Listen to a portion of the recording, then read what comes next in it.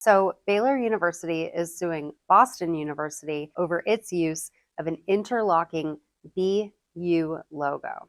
Why does this matter? Well, first of all, Baylor University has a strong licensing program where they allow all sorts of third parties to use the interlocking BU logo to sell licensed goods. Think about baby onesies and hats that you might find in your local stores. Second of all, the BU logo is an asset that Baylor University owns because, as we all know, trademarks are assets that companies can own, and therefore they must preserve those assets. And by failing to preserve an asset, they can lose their rights. So really, Baylor has an obligation to preserve its rights to its assets, and right now it's doing that by filing a lawsuit against Boston University. So here's the tea on Boston University. Boston University has been using the letters BU together in a side-by-side fashion for literally ever. And in the 1980s, Baylor and Boston universities had actually gone after each other over this very same issue and decided that they would enter into what's called a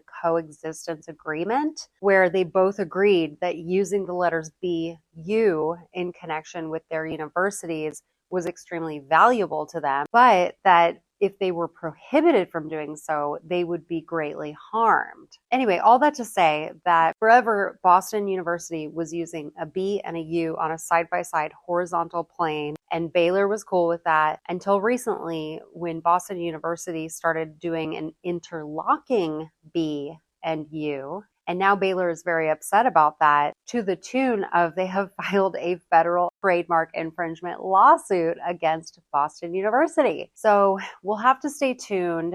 Boston University, as of today, has not filed their answer. I imagine there's probably all sorts of settlement communications going on, but we'll have to get our tea and popcorn ready to see how this one plays out. What do you think about this? I'd love to hear your thoughts.